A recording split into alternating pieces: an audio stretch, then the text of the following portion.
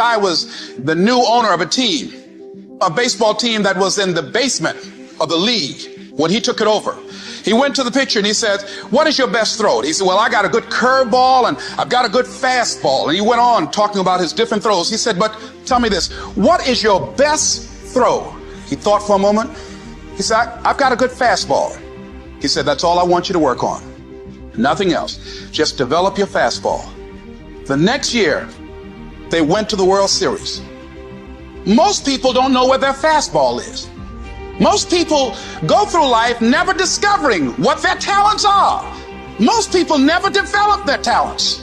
They have skills and abilities, but if you don't nurture them, if you don't develop them, they will never serve you. Your gifts can take you many places if you develop your gifts. And you'll be surprised at the things that you're able to do. When you learn how to block things out, when you learn how to keep thine eyes single, learning how to concentrate, learning how to focus in, deciding that you're going to focus to develop your skills, you'll be surprised of the ideas that will come to you, of the people that you'll be able to attract, of the opportunities that you'll be able to see. You'll begin to see things that have been standing there looking you in the face saying, I can't believe this has been here all this time. Compare yourself to who you were yesterday, not to who someone else is today. Because you need to have a hierarchy of improvement. You need to be aiming for something, and that means you're going to be lesser than people who've already attained along that dimension. So the question is, who should you defeat in the final analysis? And the answer is, you should defeat your former self. You should be constantly trying to do that. And you're the right control for yourself too, because you're the one who's had all your advantages and disadvantages. How bad do you really want it? You gotta hear me. People talk about Oprah Winfrey, Ted Turner, Warren Buffett. Listen to me. I don't care how much money you make. You only get 24 hours in a day. And the difference between Oprah and the person that's broke is Oprah uses her 24 hours wisely. Your brain will trick you. You are your own worst enemy. Because life doesn't give you what you want. It gives you what you deserve.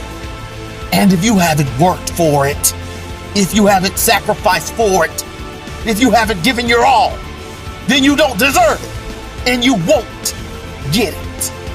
Here's the problem I find most people have. They judge themselves through the lens of a moment. They fail at something. They miss. They embarrass themselves. They flub something. And they think that defines who they are. But I'm telling you right now, you're not defined by who you are. You're defined by who you want to become and the price you're willing to pay to get there.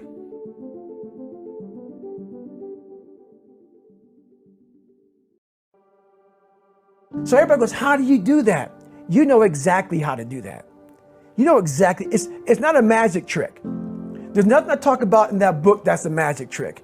It's all back down to a very primitive mindset of we just have to do. It's like breathing. Breathing becomes normal. Like we don't know that we're doing it. That's how you have to live your life. When that alarm clock goes off at 4 or 5 in the morning, your mind says no. You just say, this is what we do. It's what we do now. Because to get to where you want to go, the amount of pain involved, I'm not saying physical, I'm not saying you got to break yourself off. The amount of mental pain of how many times you're going to have to do something that you don't want to do to get to where you want to go is going to be, there's going to be more times you do something that you don't want to do than you are going to want to do it. And that's your new norm. That's your new norm. So then it's like breathing. And then once you do this over and over and over again, it becomes like breathing. I don't want to live this lifestyle, but to get to the other side of this, I have to. So if you really want it, you realize what trying is and what trying is not. How do you overcome the suffering of life? Is be a better person. That's how you do it. Well, that's hard. It takes responsibility. And I think, if you said to someone, you want to have a meaningful life? Everything you do matters. That's the definition of a meaningful life. But everything you do matters. So you're going to have to carry that with you. Or do you want to just forget about the whole meaning thing and then you don't have any responsibility because who the hell cares, and you can wander through life doing whatever you want, gratifying impulsive desires for how useful that's going to be, and you're stuck in meaninglessness, but you don't have any responsibility. Which one do you want?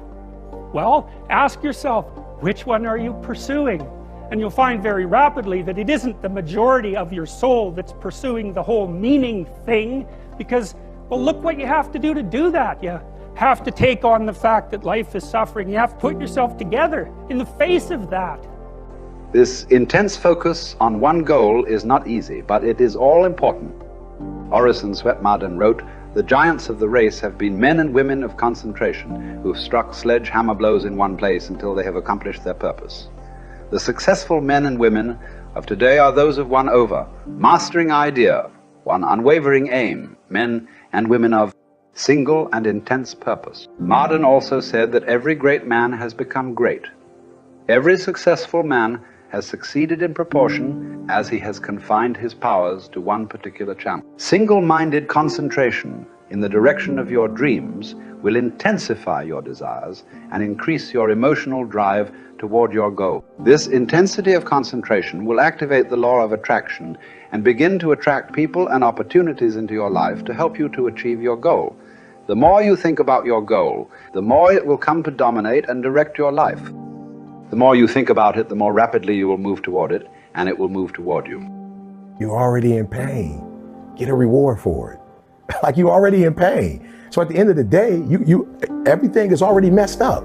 So why would you go through all that pain and not get something for it? Like, it doesn't make sense. Like, it doesn't make sense to put all those hours in. Okay, yeah, it was football, but it doesn't make sense to put all those hours in and not transfer those hours to something else. It doesn't make sense not to recycle the pain and get wealth or a successful life, a successful spouse, like whatever, have kids, whatever it is. And so for me, just going through my go-through, I was like, it can't end here. Like, bro, it can't end here. I've worked too hard. I've read the books. I've gone to the conferences. I went to the classes. I got the degrees. Like, it can't end with just life is gonna deal me this hand, you know? And so I truly feel, and I don't wanna promote gambling, you know, but I gambled, you know, as a young adult to make money. And I watched guys who had a royal flush lose because of the giddy and the excitement. I'm like, oh, he got something. You know what I'm saying? Okay, take what I have and leave. But I also watched people who had nothing in their hand with that poker face actually act as if they had a royal flush and win. And so I learned early, like, yo, it doesn't matter if you grow up rich. You still got to play your hand. It's not like life says, all right, you rich, so you're not going to have any, your parents will never get cancer. You know, nobody in your family will ever have multiple sclerosis. Like, you'll never get COVID. You're rich. It doesn't work like that. Like, you still have to do life regardless of how you come into life. And I think some people feel, well, if you come into life and everything is great, then that's the way you live life. But no, it doesn't matter. If you come in great, if you come in poorly, it does not matter. You have to do life. And if you're smart, you do life on your terms and you don't let life make you do it on its terms. Great men and women are those who absolutely believe that they are put on this earth to do something wonderful with their lives. They have a vision of something greater or better than their current circumstances. Personal greatness means having a sense of destiny and a conviction that your thoughts and your imagination are the only real limits to your possibilities. William James said, compared to what we ought to be, we are only half awake. We are making use of only a small part of our physical and mental resources.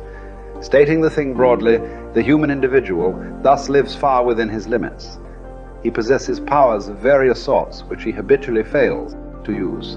The founder of Success magazine, Orison Swett Marden, once said, there are powers inside of you, which, if you could discover and use, would make of you everything you ever dreamed or imagined you could become. In a 5-year study of leaders reported on in his book, Leaders, Warren Bennis discovered that each of them consciously avoided the comfort zone by continuously setting higher goals. They never allowed themselves to become complacent. They lived their lives fully extended, always striving to be and do more. To develop unshakable self-confidence, you need to see yourself and think of yourself as a leader, and to do what leaders do. You need to stretch yourself toward the outermost boundaries of your potential.